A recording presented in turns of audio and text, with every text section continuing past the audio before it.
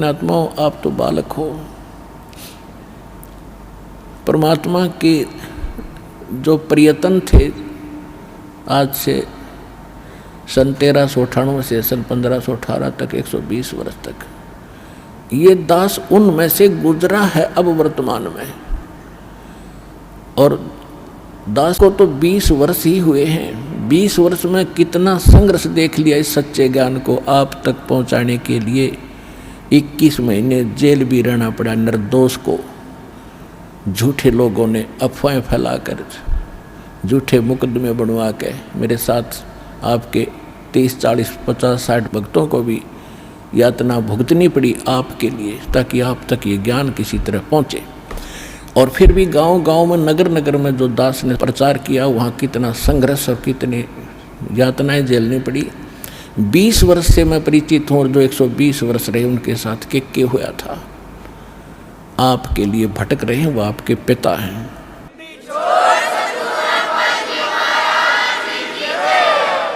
और आपने काल की भांग पी रखी माया की। आपका यो नशा उतरता कोई ना। इस गंदे लोक में सड़न लग रहे हो और सब अपने आप में टीटी पा करे हैं। थोड़ी सी पोस्ट मिल गई, कोई बन गया छोटा सा अधिकारी, ने सोचा बस हो गया सब कुछ। अब तो ये तेरी पिछली कमाई है 10, 20, 50 वर्ष की, और फिर आगे अगले में क्या होगा तेरे साथ। फिर पीछे तू पशुआ की जय गद्दा बैल बनाई, ये 56 भोग कहाँ मन बोरे कि कुरडी चढ़ने जाए। आपकी वहाँ बुद्धि नहीं जाती, भगवान की बुद्धि वहाँ जा रही है, आपको समझा रहे हैं। इसको जोर दे, इसके ऊपर कुछ विचार कर, विवेक कर, तेरा भविष्य सुधरेगा। इस जन्म में भी सुख तुझे, परलोक भी सुखी होगा तेरा। आपके लिए भटक रहे हैं भगवान। कबीर ये माया अटपटी, सब गट आन अड़ी, किस किस को समझाऊं या कुएं भांग पड़ी।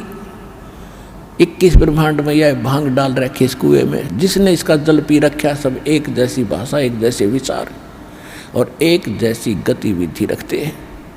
अब इस सत्संग से, परमात्मा के इन विचारों से आपकी ये एंटीबायोटिक टेबलेट कैप्सूल है, ये खाने से आपकी भांग उतरेगी, आपका नशा उतरेगा, आपकी आत्मा तड़फ उठेगी।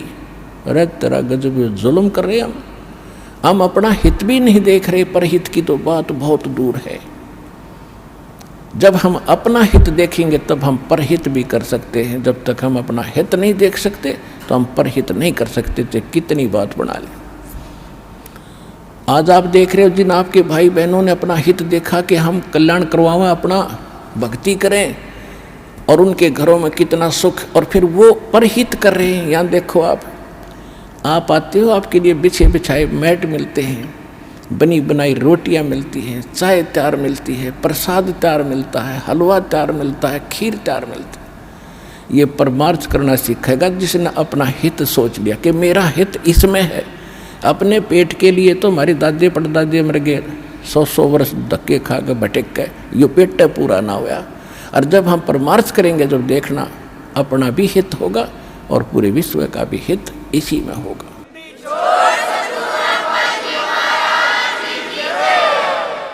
अब ये कितना परिवर्तन हो रहा है, दास खुद देख रहा है। कहीं किसी का कोई धन पड़ा है, हमारा भक्त उठावेगा नहीं, और देख लेता है कि यहाँ किसी और गलत आदमी का हाथ पड़ गया तो वो हानि कर देगा, इसको और नुकसान कराएगा, वो अलग बात है, लेकिन स्वयं प्रयोग नहीं करेगा।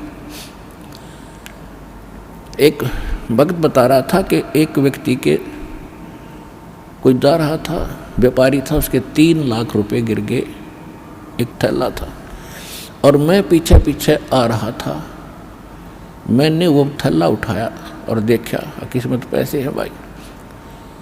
उसको मैं वहीं लेकर खड़ा हो गया, कम से 3-4 घंटे में वहीं खड़ा रहा आसपास। और वो आए, फिर गाड़ी में कभी रोके कभी देखे। मैंने उनके पास जाकर कहा, भाई क्या गुम हो गया? जी पैसे गिर गए मारे। कितने थे भाई? कितने थे? कैसे कैसे नोट थे? कैसे थे? ये थे। अकले आपका 4 घंटे हो गए मैंने आपकी इंतज़ार करते हैं। और नहीं तो बच्चों, जब भगवान साथ ना होता, दे के काख में और केरा कि जाकर देखो पीछा।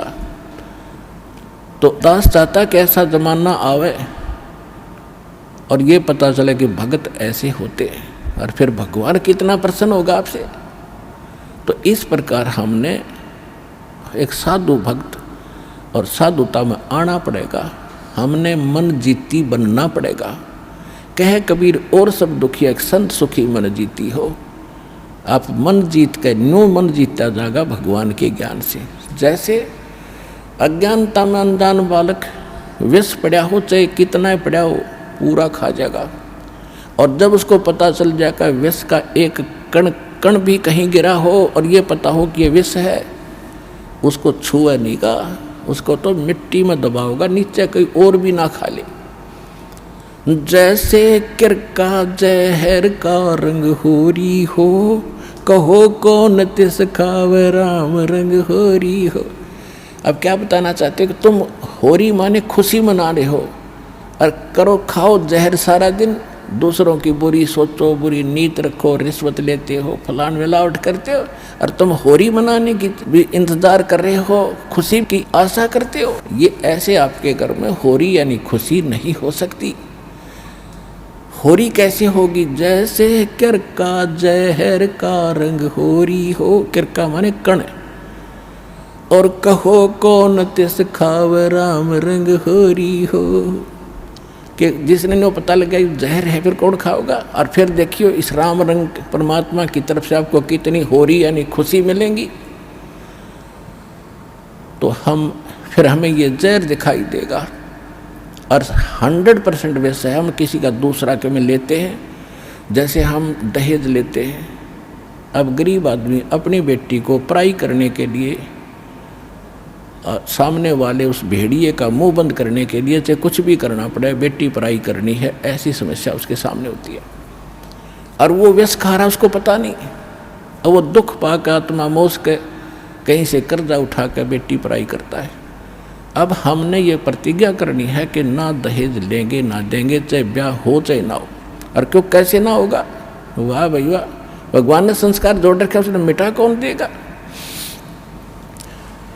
वो तो जबरदस्ती होगा, ना चाहते हुए भी होगा। ये तो हम बकवाद करते हैं, सिर्फ इन पैसे वालों ने शुरू की थी, मायादारी मस्करों ने, और मीडियम स्तर के गरीब व्यक्ति तो बेमतलब उस परंपरा में पीछे जाते हैं। तो हमने ये नहीं करना है, क्योंकि ये फिर हमने देना पड़ेगा अगले जन्म में। तो हम ये संस्कार घटाएंगे बढ़ाएंगे नहीं। यदि भक्ति करनी है, नहीं तो वे करो जो तुमने कर रहे हो, तारी मौज है। फिर भक्ति और मोक्ष की इंतजार मत करिए। यदि मर्यादा भंग करके चलोगे तो मर्यादा में रहो, आप भी सुखी, आपके बच्चे भी सुखी, आपकी बेटी भी सुखी रहेगी, क्योंकि आप उसको भगवान से जोड़ दो। जब भगवान साथ होगा तो उसकी कमी किस चीज़ की रह जाएगी? जब नितर भक्ति सच्चे मन तक करेगी, वह लगन से रहेगी, मर्यादा में रहेगी, अगले कुल को भी सुधार देगी हमारी बेटी। जा करके उनको विवश होना पड़ेगा उसकी साधना को और उसकी नेचर को देख करके। तो इसी प्रकार ये प्रचार होगा।